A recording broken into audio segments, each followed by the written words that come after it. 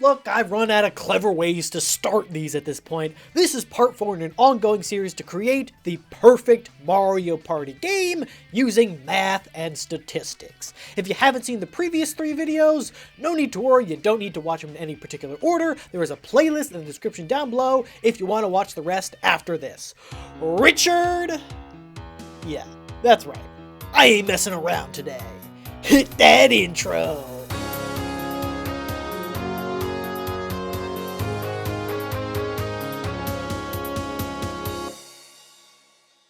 For the first 3 boards in this series, I tried to focus on fixing a common problem with Mario Party. The first was a no-frills star chase with perfectly optimal space distribution. The next 2 focused on keeping boards dynamic and interesting for longer games and repeated plays, using moving elements and random generation. For this next one, I'm gonna try and tackle one of the most complicated and oftentimes most broken systems in Mario Party. The economy. Let me know if this sounds familiar. You're playing a game of Mario Party. You are popping off, winning minigames left and right. You are loaded with items and you're absolutely stacked with coins and have nothing to spend them on. While it doesn't happen every time, I can remember plenty of Mario Party games where coins became basically negligible. You can afford any item you want, minigames kind of become formalities, and it just comes down to who can reach the star first. And this isn't necessarily bad. There are still things like bonus stars and battle minigames to keep things interesting, but I think a game with a properly functioning economy, where coins actually matter, is way more interesting. Now, there have been official boards in the past that have sought to solve this same problem. My personal favorite is Koopa's Tycoon Town, where instead of buying stars, you're trying to out-invest your opponents in various hotels to dominate the market. I know, real estate simulator sounds like the most boring thing on the planet, but this thing slaps, and it actually rewards you for getting a crap ton of money. There's only one problem. That board is already statistically perfect, and there is nothing I could possibly do to improve it. So for this one, I thought I'd take a slightly different approach to solve the same problem. My goal this week was to create a board that always rewards you for getting as much money as possible. And I think I ended up making something pretty unique. Though, I must warn you, it is not for the faint of heart. I'll be honest, I almost didn't want to share this concept with the masses, for I fear that it may sow the seeds for the destruction of humanity as we know it. If you're one of the dozen or so people trying to make a fan game based on my board concepts, remember, with great power comes great responsibility. So, with that in mind, have you ever wanted to have a few less friends? Are you trying to throw away all your time, relationships, and joy to watch an ultimately meaningless number go up? Do you want to experience all the horrors of late-stage capitalism, all from the comfort of your own home? Then come on down to Morton's Malicious Market. It's shaped like a 4-leaf clover, a worldwide symbol of luck. And believe me, you're gonna need it. You can move around each of the loops as normal and take some of the connecting side paths and shortcuts to get around quicker. However, you'll find no randomly generated star along these paths. For that, you'll have to return to Morton's titular market, located in the center. Whenever you pass through here, you can offer Morton as many coins as you want, and he'll tell you how many stars he'll give you for it. No max limit. Kind of like a shady pawn shop or something. 1 star costs a mere 10 coins, which is pretty cheap, so you might be tempted to rush back there the second you win a minigame. However, you might want to hold the line just a little bit longer, because in Morton's Market, you get a discount for buying in bulk. Sure, if you only have 10 coins, you can lock in a star right now, but if you manage to wait until you have 30 coins, you could get 5 stars. And this seemingly small change will have a massive effect on the gameplay. Because stars get exponentially cheaper the more money you have, your best bet is to hold off on cashing out as long as you possibly can, then nab yourself a boatload of stars at the last minute. However, as you'll soon see, this board also has a truly immoral number of ways that you can lose coins, and more importantly, steal coins from your friends, or have them steal from you. This will, in theory, turn this into a cutthroat game of risk management.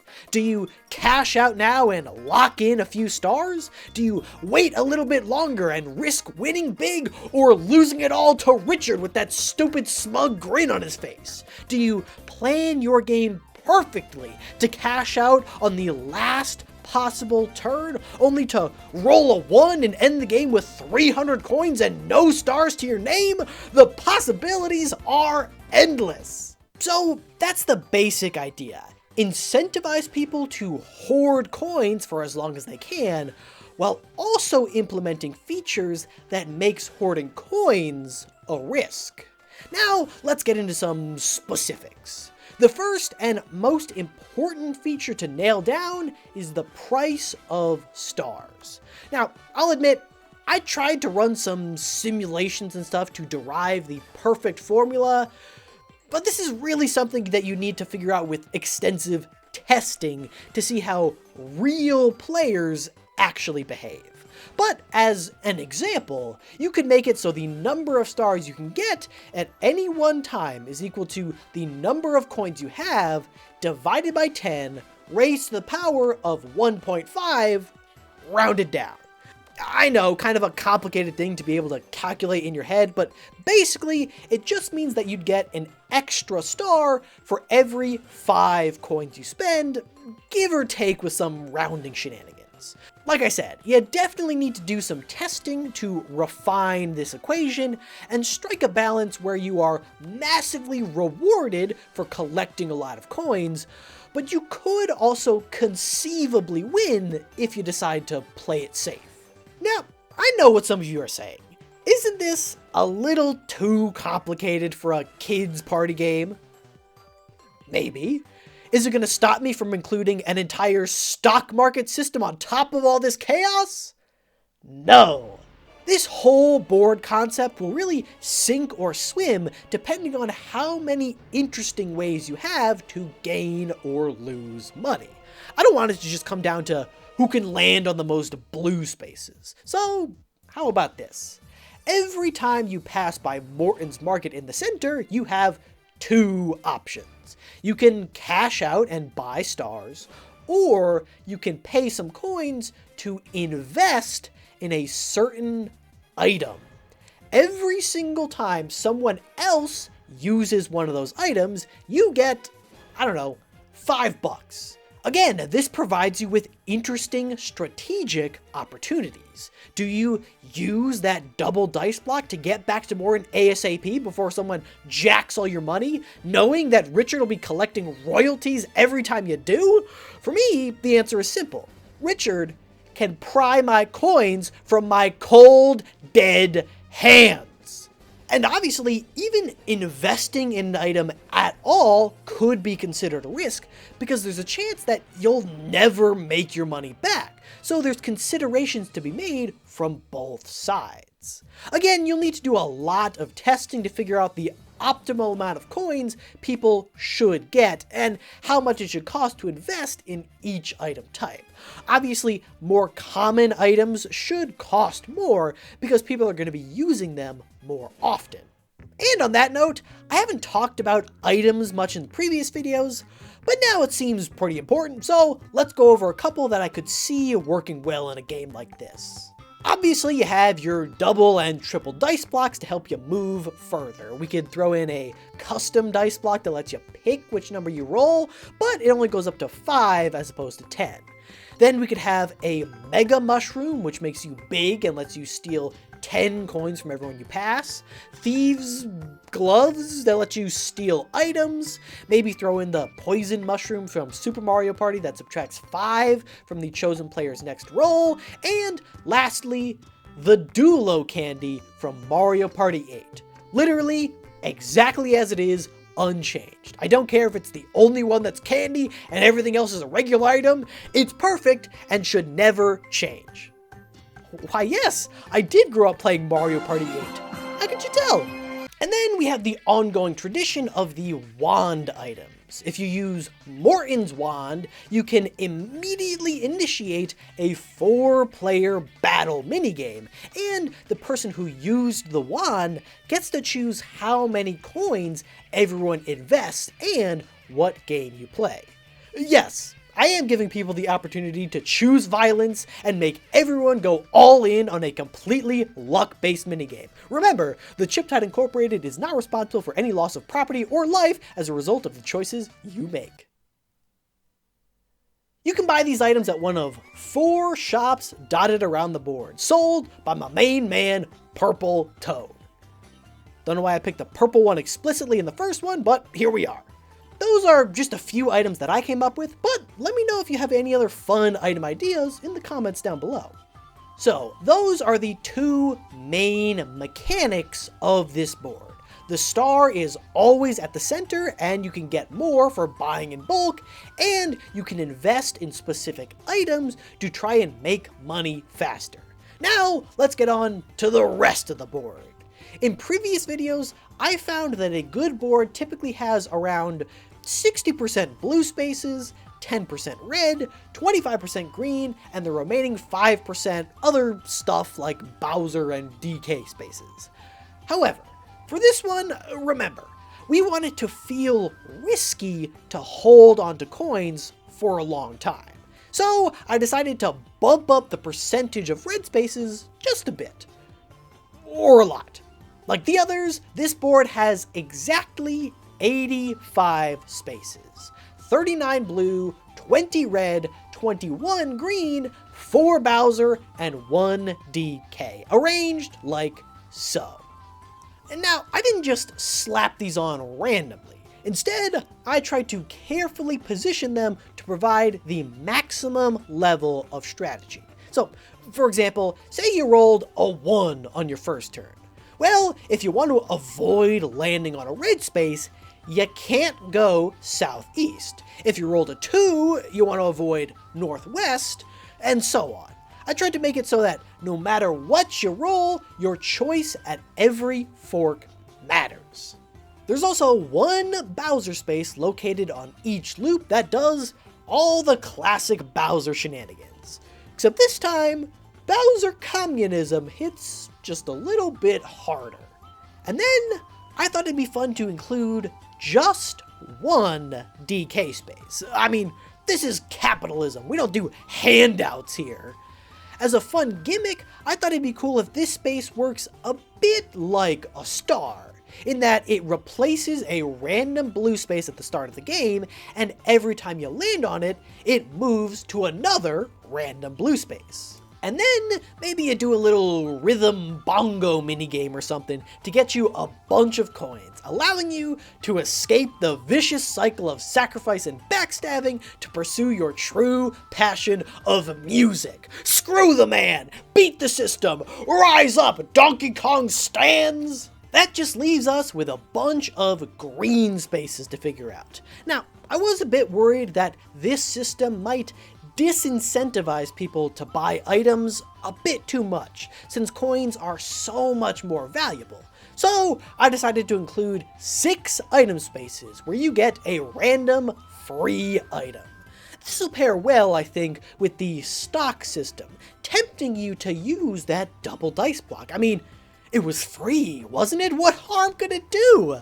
See, apparently, Richard is operating under the false assumption that I am a goddamn fool. I'd rather burn every coin I have than let him have a single one of them.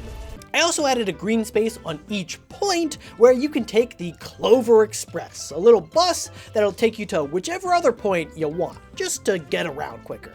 I threw in 3 chance spaces located close to where you'd re-enter the market. You know, just to really crush people's hopes and dreams at the last possible moment. Normally, chance spaces allow you to swap coins or stars with someone, but I think it might be better if you could only swap coins in this board specifically, since the whole idea behind buying stars is that you're locking them in to play it safe. Or, I don't know, maybe that's also pretty funny, your star's getting imminent domain. I added 2 casino spaces on this little back street. I don't know, it just kind of gave me a shady vibe. So if you land on either of these, you can bet your coins on one of a few little micro games. Look, you might not want to take the risk, but they say that 90% of gamblers quit right before they hit it big. I also threw in a few duel spaces. If you land on one of these, you must pick another player and challenge them to a duel minigame, just like the Duelo Candy, with a bunch of coins on the line. That leaves us with just 1 green space left, which I thought I'd leave up to all of you to pick in the comments. So leave your suggestion for this last space down there and thumbs up any that you think sound really cool, and I'll reveal the winner in the wrap-up video at the end of this series. But I think that's just about everything. Morton's Malicious Market. With just a few minor changes to the way that stars are collected, I think this board will feel completely different from any other board in the series. Is it a little too complicated to ever make it into an actual Nintendo game? Possibly, but only because Nintendo are cowards. Let me shatter lifelong friendships over a couple of fake coins. While this board doesn't have any moving elements to keep it fresh like the previous 2, with so many ways to gain and lose money, I think this board will remain exciting and very tense every single time you play. And, you know, there's a very real chance that something will get hurled through your TV in a fit of blind rage when someone has their life savings stolen away in the very last turn of the game, leaving them destitute with absolutely no hope of ever recovering, but that's a sacrifice that I am willing to make. And with that, we are officially over halfway done with this series. So hit that subscribe button if you want to be notified when the next part comes out. Now, if you'll excuse me, I have to go fight Richard to the death, because I ain't gonna use that double dice block, okay? You won't get a penny from me, sir. Not a penny. And a massive thank you to all my supporters on Patreon, including Alakazam, Aspa102, Big Dog Tie 4 to Win, Captain Kirby, Sidian, Sherry and Mark, Stylish, The Boss Killer 94, Tricks of Crows, and did you know that the character limit on the Patreon name is very high? Well, it is high enough, in fact, that I could name myself M. Thanks, M.